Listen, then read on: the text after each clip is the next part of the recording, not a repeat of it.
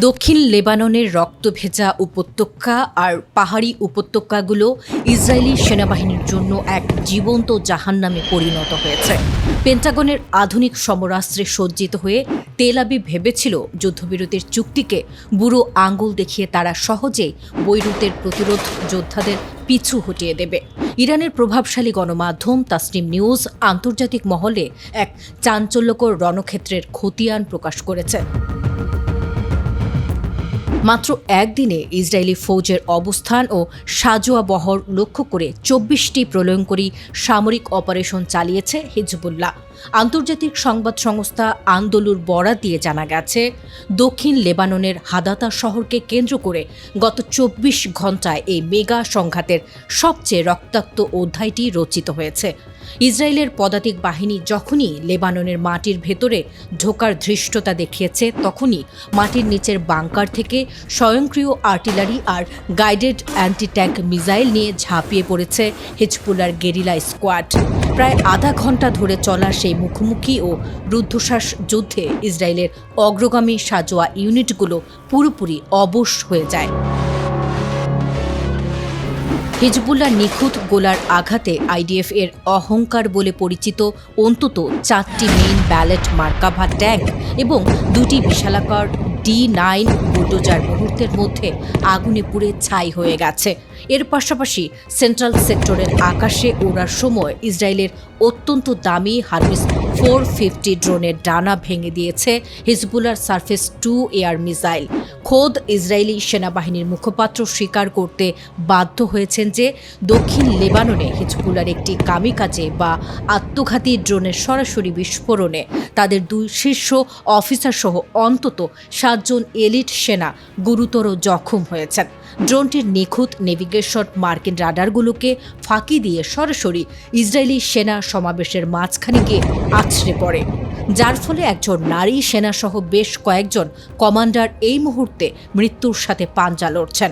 গত ১৭ এপ্রিল আনুষ্ঠানিক যুদ্ধবিরতি কার্যকর হওয়ার পর এবং সেটি জুলাই পর্যন্ত বর্ধিত করার পরেও ইসরায়েলি বিমানগুলো যেভাবে লেবাননের বেসামরিক শহর ও সাধারণ মানুষের উপর বোমাবর্ষণ চালিয়ে যাচ্ছিল, এটি তারই এক বিধ্বংসী ও মোক্ষম জবাব। বিশ্ব সমরাস্ত্রের ভারসাম্য চিরতরে বদলে দেওয়ার মতো এক হাড়হিম করা ভূরাজনৈতিক ভূমিকম্প আছড়ে পড়েছে ওয়াশিংটনের নীতি নির্ধারণী টেবিলে। এবার ক্রেমলিন সরাসরি তেহরানের পরমাণু কর্মসূচির সুরক্ষা কবচ হিসেবে দাঁড়িয়ে গেছে। ডোনাল্ড ট্রাম্প প্রশাসন এতদিন যে ইউরেনিয়াম সমৃদ্ধকরণকে কেন্দ্র করে ইরানকে পৃথিবীর মানচিত্র থেকে মুছে দেওয়ার হুমকি দিচ্ছিল, আজ রাশিয়ার এক একক ঘোষণায় পেন্টাগনের সেই পুরো ব্লুপ্রিন্ট ধুলোয় মিশে গেছে। রুশ পররাষ্ট্র মন্ত্রণালয়ের মুখপাত্র মারিয়া জাখারোভা অত্যন্ত সুনির্দিষ্ট ও কড়া ভাষায় পরিষ্কার জানিয়ে দিয়েছেন, ইউরেনিয়ামের মজুদ এবং নিজেদের পারমাণবিক শক্তি কতটা বাড়াবে তা নির্ধারণ করার একক অধিকার কেবল ইরানি জনগণের। আন্তর্জাতিক গোয়েন্দা সংস্থাগুলোর অন্দরে এখন এক তীব্র শঙ্কা, ট্রাম্পের আগ্রাসী মনোভাবের মোক্ষম জবাব দিতে ইরানকে পারমাণবিক বোমা তৈরির শেষ ধাপ পর্যন্ত সব ধরনের স্ট্র্যাটেজিক ও টেকনিক্যাল সহায়তা দিতে গোপনে সম্পূর্ণ প্রস্তুত পুতিনের ক্রেমলিন। রাশিয়ার সরকারি বার্তা সংস্থা রিয়া নভোস্তি সহ বিশ্ব গণমাধ্যমে মস্কোর এই অবস্থানকে এক ঐতিহাসিক টার্নিং পয়েন্ট হিসেবে দেখা হচ্ছে। মারিয়া জাখারোভা আন্তর্জাতিক পরমাণু চুক্তির দোহাই দিয়ে স্পষ্ট করেছেন যে তেহরানের শান্তিপূর্ণ পারমাণবিক কর্মসূচি এগিয়ে নেওয়ার অধিকার অনস্বীকার্য।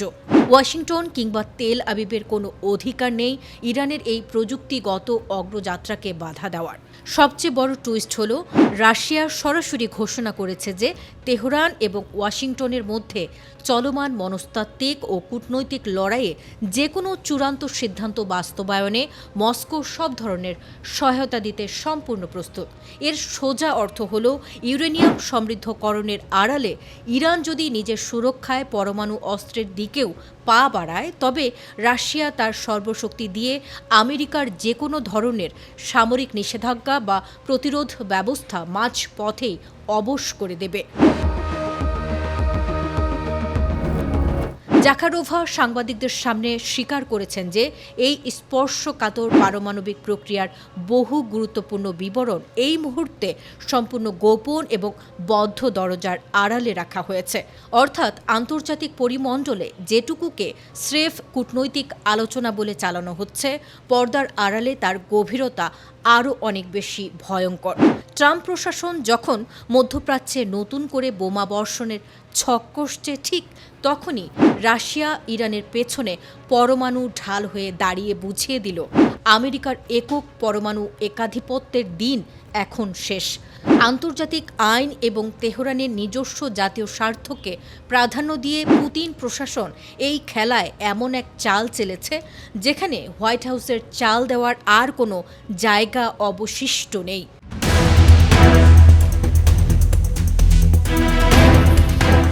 বেইজিংয়ের সুরক্ষিত প্রাচীরের আড়ালে শি জিনপিংয়ের সাথে অত্যন্ত স্পর্শকাতর এক বৈঠক শেষ করে ক্রেমলিনে পা রাখতেই পুরো পৃথিবীর ভূরাজনীতিকে তৃতীয় বিশ্বযুদ্ধের এক জ্বলন্ত চুল্লিতে ছুড়ে দিয়েছেন রুশ প্রেসিডেন্ট ভ্লাদিমির পুতিন।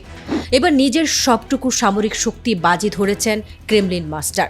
পুতিনের এই রূপ এবং পরমাণু বোতামের কাছাকাছি চলে যাওয়ার দৃশ্য দেখে এই মুহূর্তে ওভাল হাউসে বসে চরম আতঙ্কে দিন কাটাচ্ছেন মার্কিন প্রেসিডেন্ট ডোনাল্ড ট্রাম্প ও তার সামরিক কমান্ডাররা।